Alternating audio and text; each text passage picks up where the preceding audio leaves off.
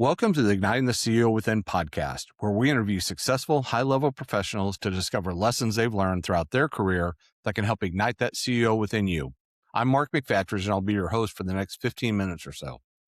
Our show is sponsored by Quaid, a nationwide community of CEOs and entrepreneurs. Quaid has developed Launchpad, which offers an opportunity for experienced executive coaches to become licensed circle directors.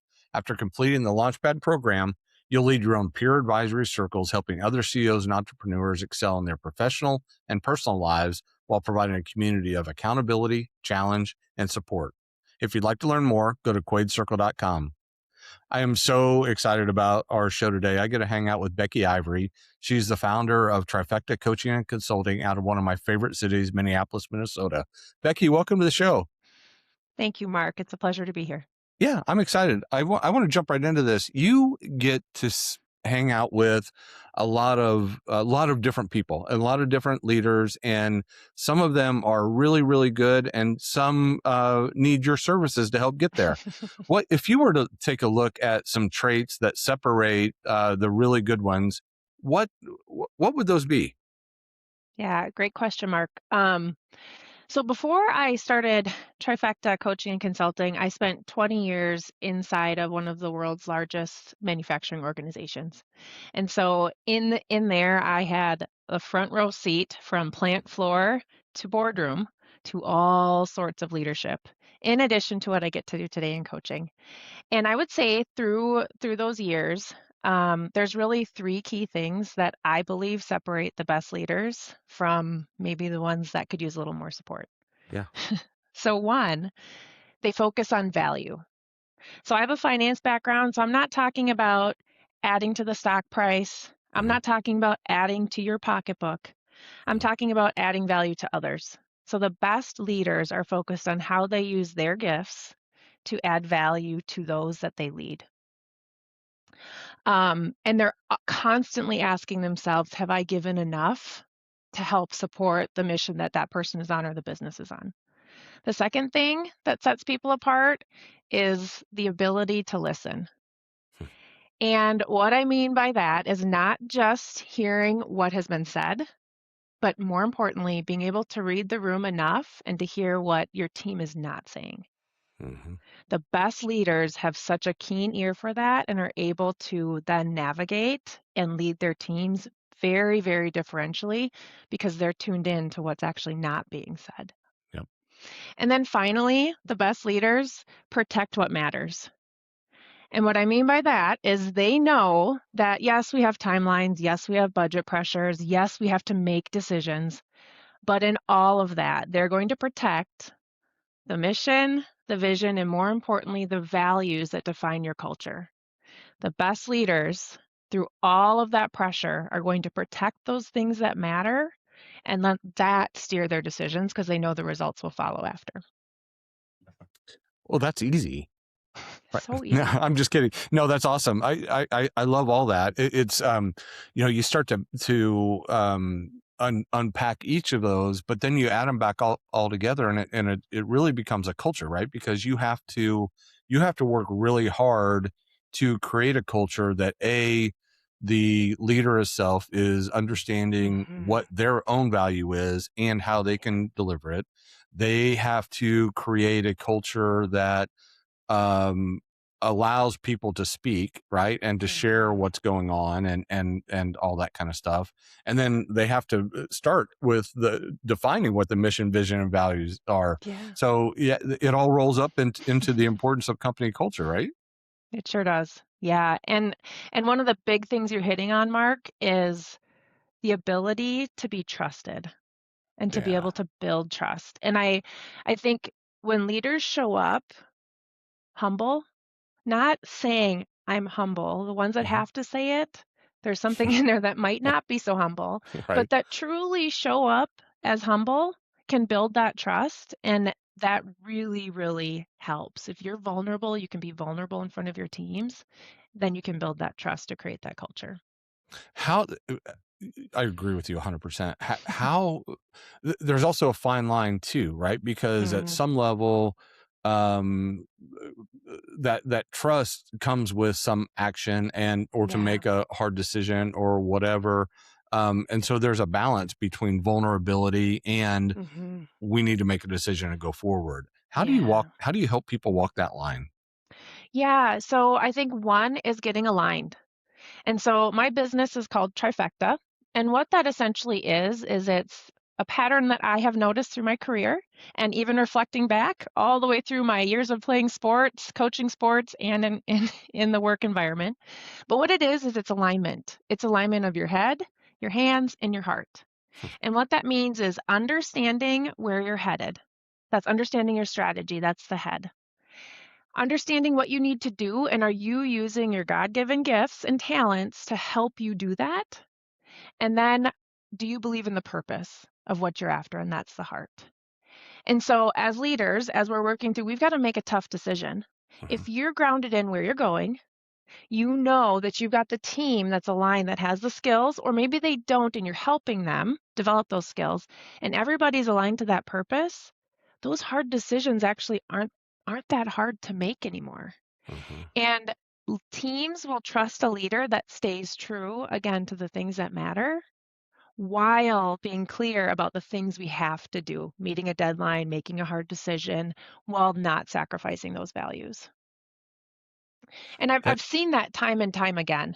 I'll give you a quick example. Early on in my career in the manufacturing environment, I actually had the privilege of having so many wonderful mentors. And this is Mhm. actually where the head, hands, and heart came from.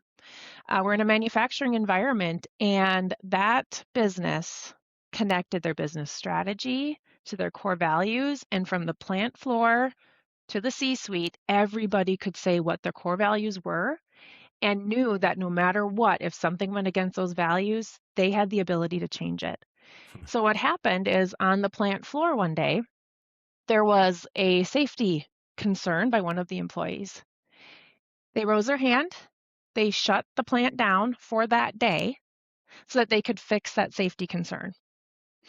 Our CEO of the company that next month in his town hall pulled that employee up in front of the organization and shared that they lived the values of the company and put them on show to showcase that that was the right decision, even though financially it costs the organization money to shut right. the plant down.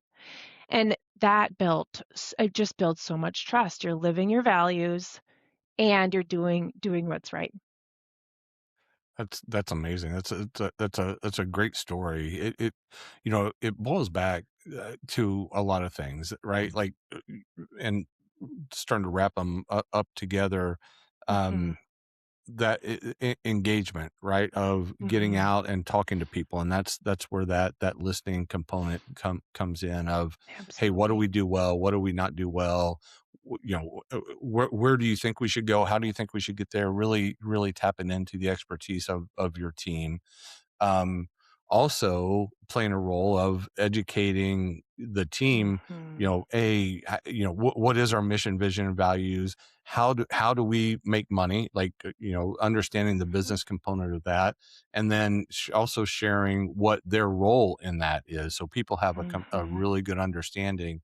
But then, the bigger one that you talked into just a minute ago is the empowerment piece, right? Once you know where we're going and how we're going to get there and you roll into it, you are empowered to do those things Yes, and help us get there. And that is really powerful stuff. it is. It is. That's when people will run through brick walls to transform your company. Hmm. They will, that 40 hours a week job they have that they now put 80 hours in, it doesn't feel like that because they believe so deeply in the purpose. They know that when they take steps that are aligned to what matters, that they're going to be rewarded for that. There's a lot of magic that happens. Yeah.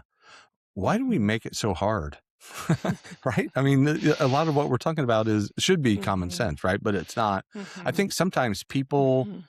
get really scared as a leader Mhm. of, okay, if I ask for their opinions, my teammates' opinions, if I ask for it and I don't respond to it, if I don't implement one of their recommendations, then they're just going to tune out. And I don't think that's true, It's not right? true. Yeah. You know, a fundamental need as humans is to be heard. Yep. Not necessarily for you to take what I say and do it, but I need to know that you've heard what I've had to say and that you value it. Mm-hmm. And again, that doesn't mean taking it verbatim and doing what I say. Now, it might mean a follow up to my idea of why it's not Mm-hmm. implemented. It might not be the right time, or my input may have helped shape your strategy in a different way.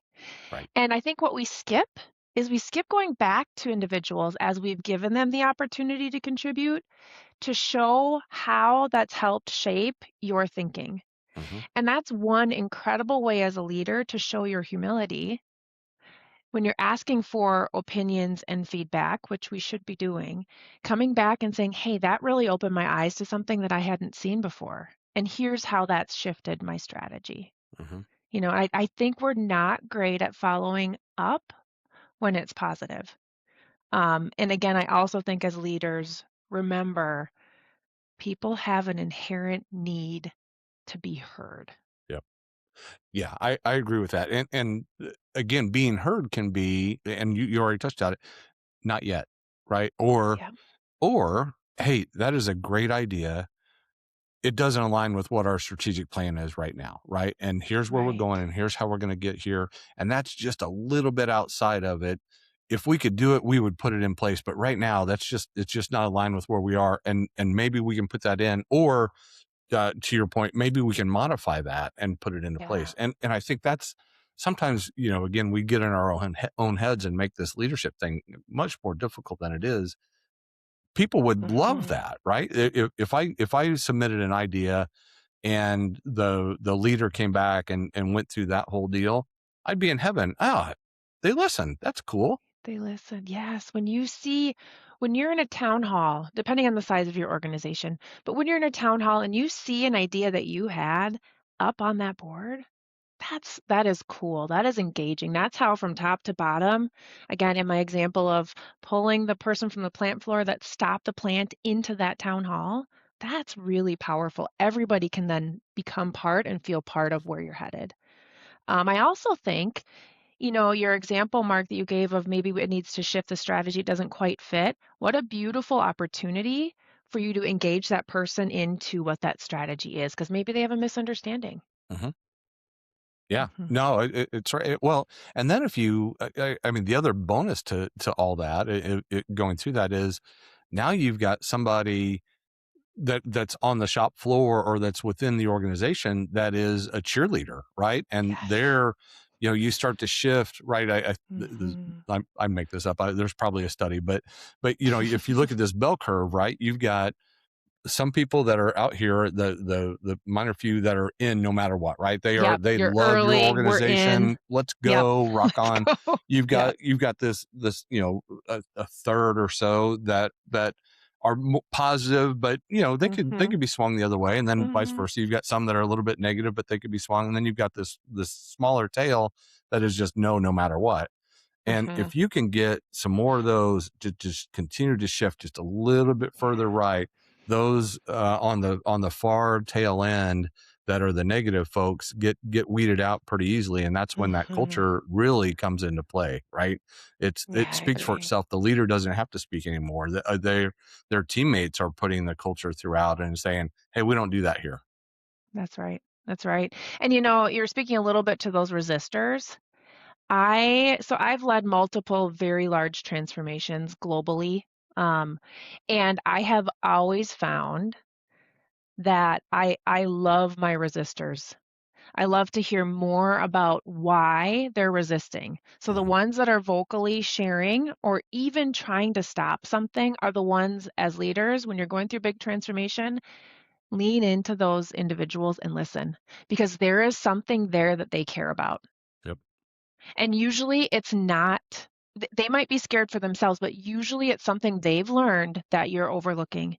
But those resistors are key. And if you can turn some of them, some are not going to. So you don't spend all Yep. your time trying to turn them, but listen, because there's going to be a lot of gold in that transformation. Yeah, I agree wholeheartedly. If you can bring Hmm. them into the conversation, two things. Hmm. One, you get to listen and hear really what they're resisting, like you said. But Yeah. the second part is once they know that they're now being heard, again, everything that you've said, now they're like, oh, I don't need to complain anymore, right? And they can go Yeah. back and go, hey, these guys aren't that bad, right? I Right. know I've been Right. bashing them for the last 6 months, but they're not really that bad. It's Right. They they start do to write listen. themselves into that vision. Now they understand it, or that piece Yeah. is no longer there. One other thing you asked, Mark, was about what kind of holds us up. I do a lot of individual coaching, so some are switching careers. Maybe the organization changed or no longer aligned, but they can't name that. And that's again working through my head, hands, and heart model with Hmm. my clients.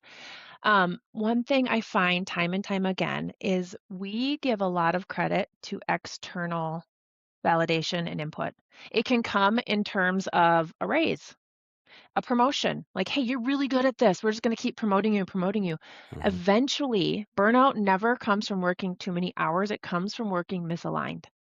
And if you give too much credit to the external validation points that are coming, but you're living misaligned, you're in the wrong career, the mission, you're working towards a purpose you don't believe in, you're going to wake up one day and there's going to be something big missing, and that's where burnout comes from. Yep. And so, I wanted to maybe add that giving less weight to those external points of validation and more to, are you really aligned and can you then give to others?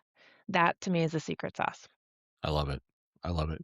Hey, do me a favor as we wrap up. Would you Yeah. share with our audience what a typical engagement looks like with you and how can people get a hold of you? Sure, sure. So I do a lot of one-on-one coaching.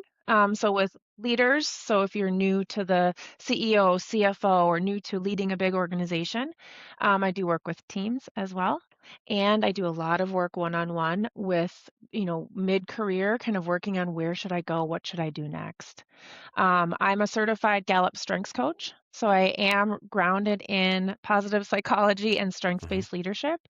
But my framework, usually we're 6-month engagements, many continue on. So we have kind of monthly connects. But what we do is we work through a framework that helps you understand yourself, aligned with what you're doing, and grounding into that purpose, whether it's for you or your teams. I love it. And how you can work with me. So my website is thetrifectaway.com. You can also find me on LinkedIn, Becky Ivory, and you can find me there. Yeah, Amazing. Becky, this has been a blast. Thank you. you're welcome. All right, y'all, we've done it again. We found another amazing leader to share her insights with us as you continue on that path to the CEO seat. As we wrap up, I want to remind you that Igniting the CEO Within is sponsored by Quaid, a nationwide community of CEOs and entrepreneurs. Quaid has created Launchpad, which provides an opportunity for experienced executive coaches to become licensed circle directors and significantly impact the lives of CEOs and entrepreneurs. To find out more, visit quaidcircle.com. Until next time, keep igniting that CEO within you. I'm Mark McFatridge. Thanks for listening.